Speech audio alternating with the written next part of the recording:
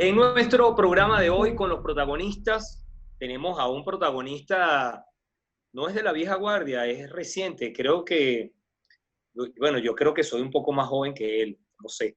No, esto es en serio. John Goicoechea, dirigente estudiantil de la época de RCTV, militante de Voluntad Popular, y quiero darle la bienvenida al programa y agradecerte, John. Sé que andas corriendo, pero has abierto un espacio, aunque sea rápido en tu agenda, para poder darnos esta entrevista. No, muchísimas gracias a ti y a todas las personas que nos escuchan a través de ti. Saludos a todos. Seguro, ¿oficialmente estás en el exilio? Sí, desde enero estoy ahora mismo en Madrid. Salí de la dictadura para venirme a la pandemia universal. Esa es la historia de la historia de Caramba, la vida. Sí, aquí estoy con mi nada familia, fácil. gracias a Dios. ¿De dónde surge la vinculación de John Goicoechea con la Operación Gedeón? Mira, yo la verdad creo que es una técnica para mantener la operación Gedón viva. O sea, en el momento en que me imputan, a mí me meten en la película. Ya la noticia había bajado. Nosotros llevamos el récord histórico de Gedeón. Gedeón fue una cosa muy mala para Guaidó. Esto nada más le favoreció a Maduro. Y bueno, le favoreció a Maduro, que fue montada para eso y fue infiltrada para eso. Eh, y yo creo que es una manera de mantenerlo vivo, además de pasarme la factura de la operación de diciembre. A mí me tocó, digamos, tomar un rol muy activo, ayudando al presidente contra la operación Alacrán de la Asamblea Nacional en diciembre, contra la compra de los diputados. Y muchos de los diputados que hoy se pasaron para el chavismo, muchos de los traidores, saben perfectamente cuál fue el rol nuestro allí.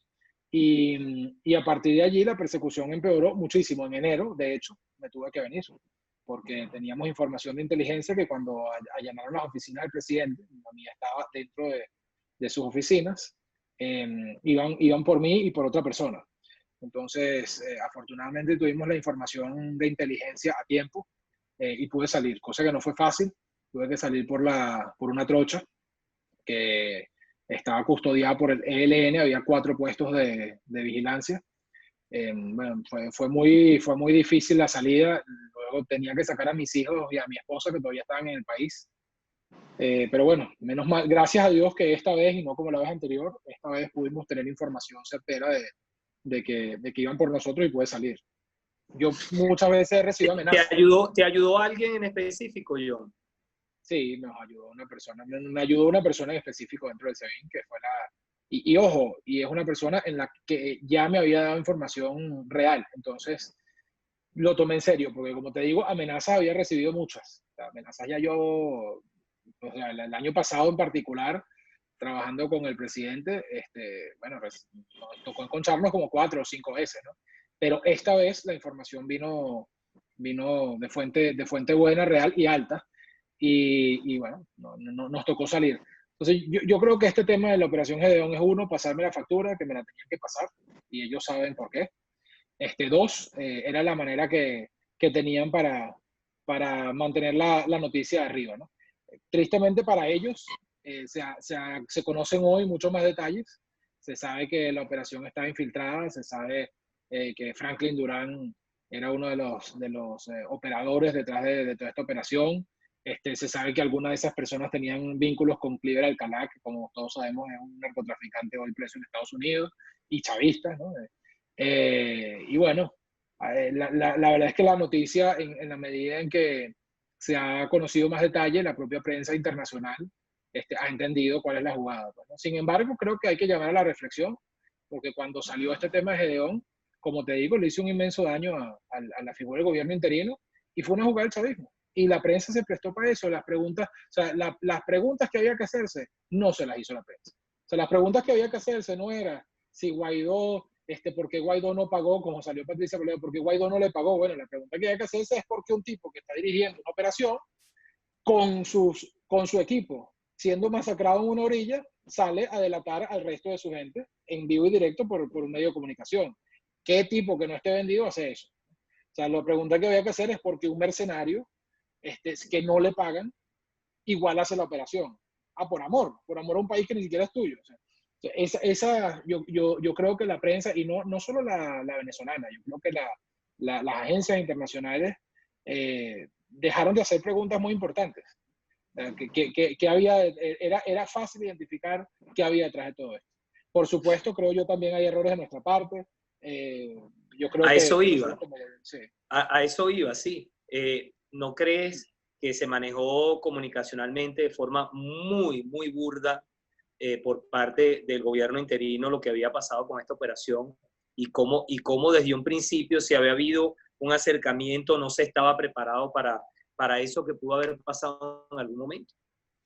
No, es que el acercamiento, o sea, esto murió al nacer, porque como te digo, y como he dicho en varias oportunidades, el gobierno interino tenía conocimiento del año pasado de que esto estaba infiltrado y en consecuencia se separó absolutamente.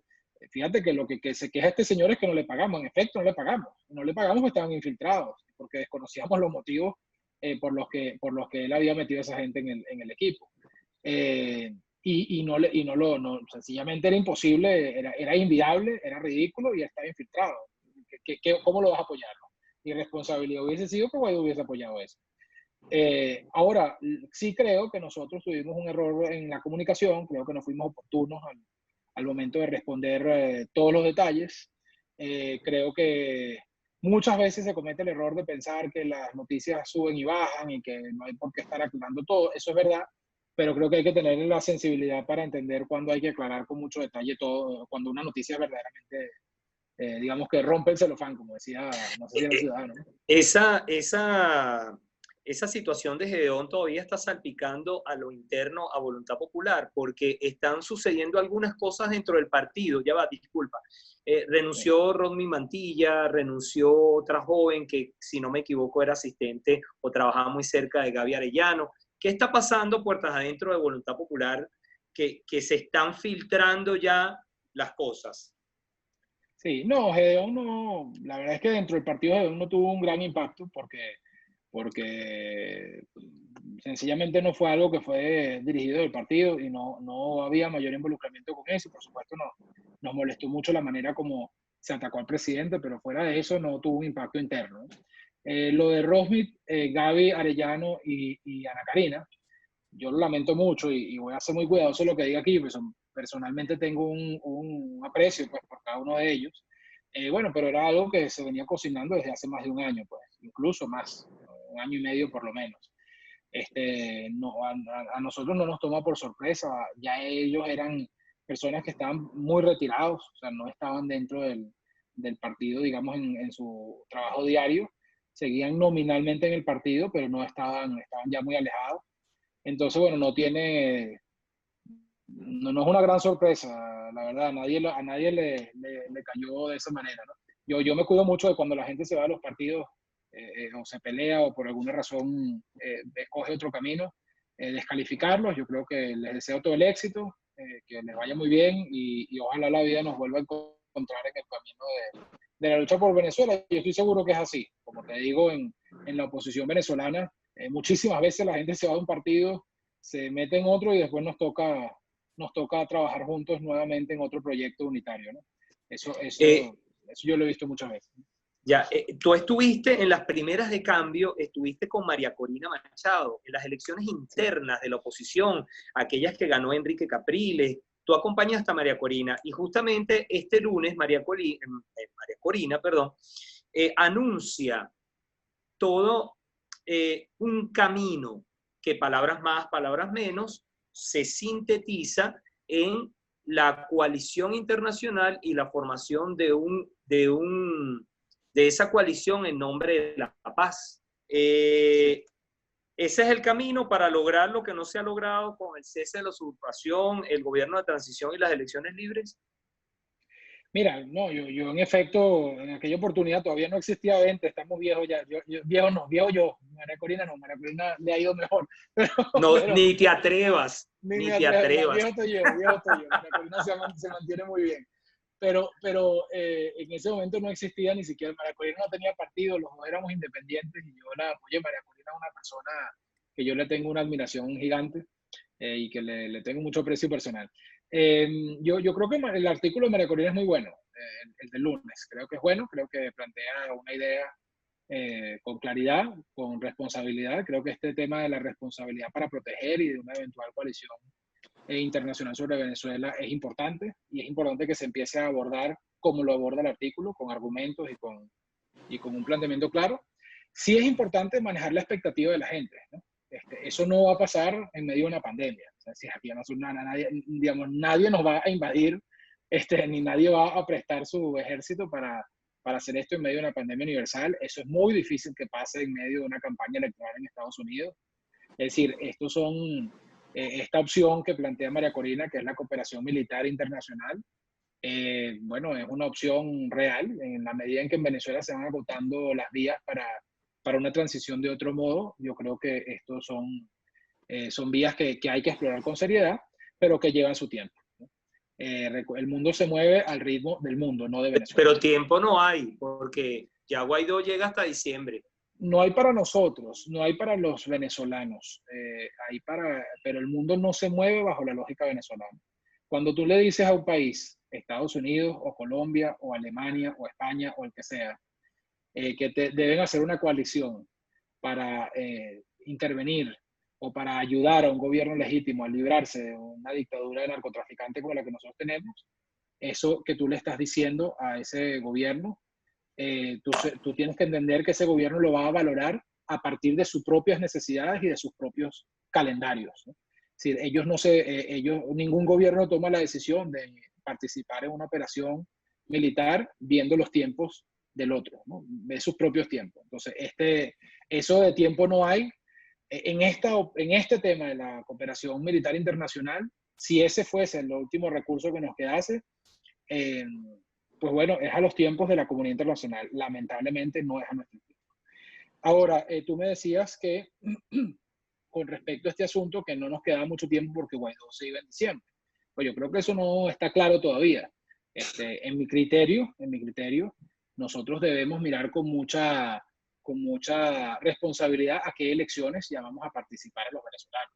Yo creo que aquí debe haber elecciones presidenciales y debe haber elecciones en la Asamblea Nacional, pero esas elecciones tienen que tener unas garantías mínimas para que sean elecciones libres y limpias. Ir a unas elecciones ahorita, como las del 20 de mayo del 2018, sería una tontería. Y sería validar un fraude más para algo que no va a solucionar la problemática de los venezolanos, porque el problema de los venezolanos no es la Asamblea Nacional, es el presidente.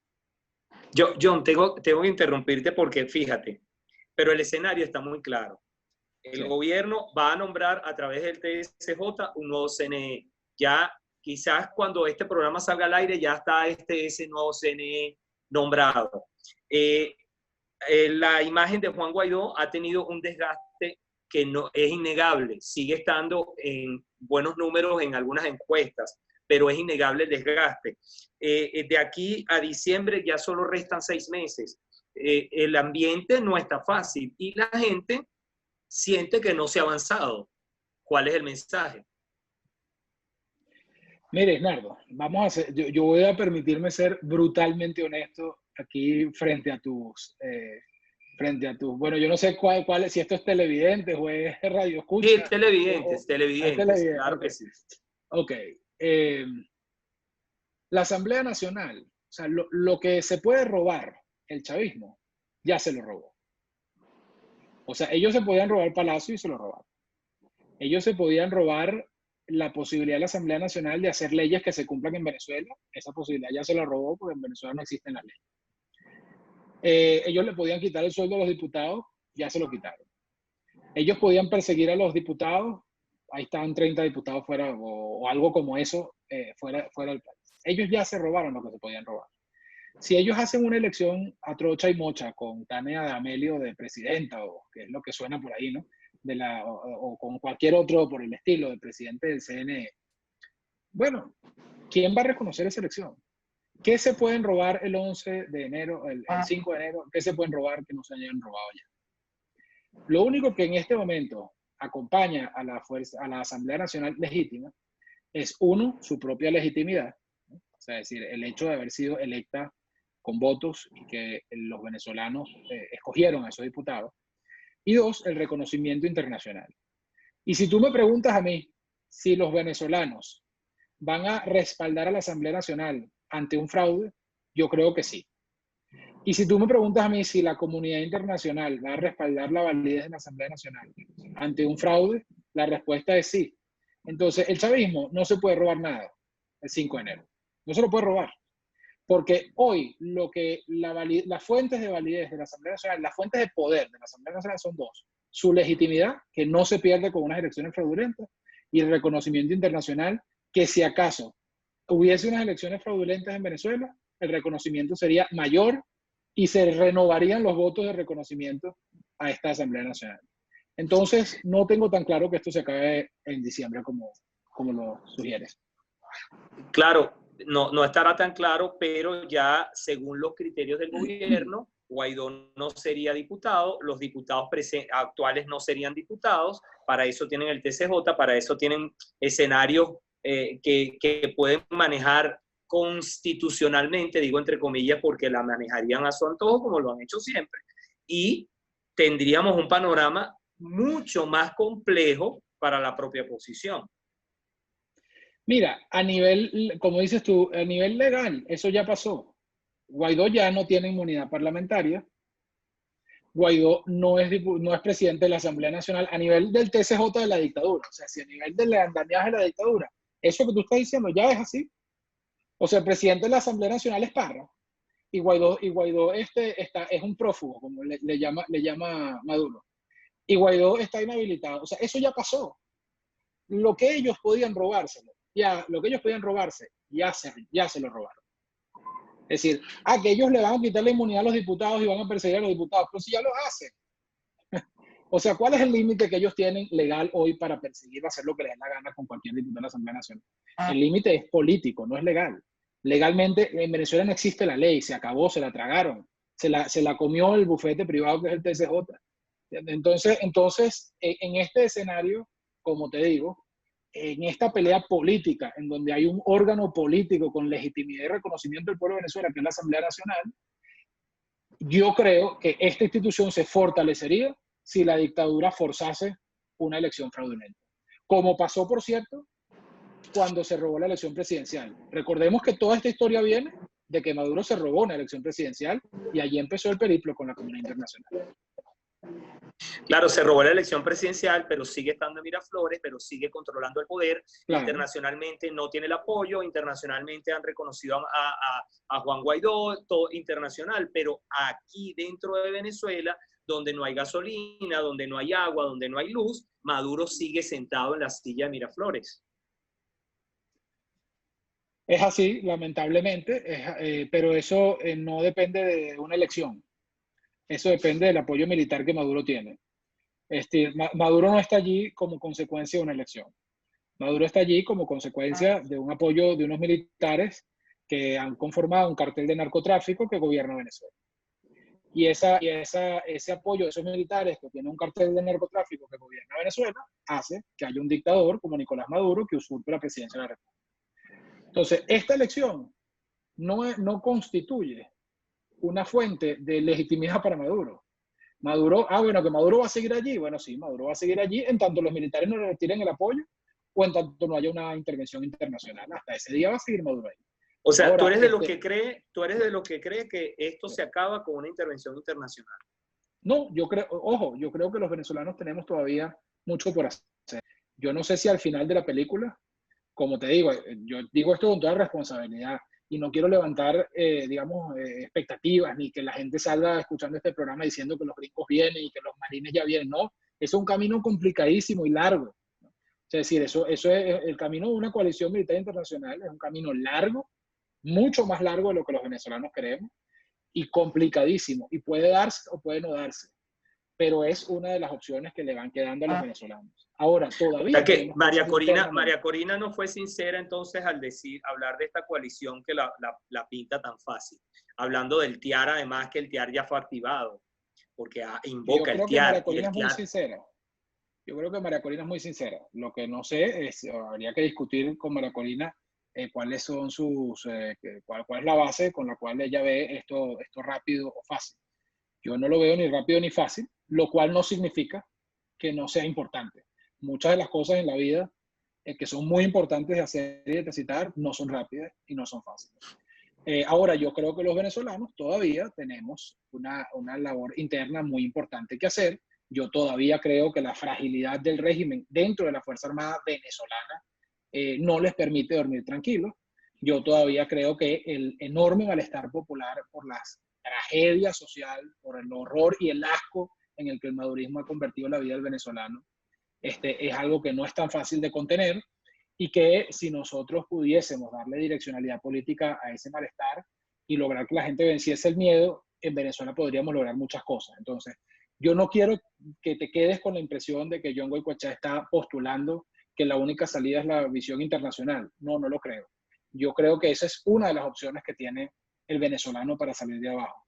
Pero tenemos otras. Creo que hay que emprenderlas y poder caminar y comer chicle al mismo tiempo. Creo que hay que ponerle energía a que por cualquiera de esas vías pueda salir Nicolás Maduro. Bueno, se nos quedó mucha tinta en el tintero, como siempre, porque los 20 minutos parecen largos, pero no, nunca alcanzan. Se nos acabó el tiempo, John. Te agradezco muchísimo, de verdad, por habernos concedido la entrevista a pesar de tus compromisos. Bueno, muchas gracias a ti, Isnardo, y saludos a todos los que nos ven desde Venezuela. Un gran abrazo para todos.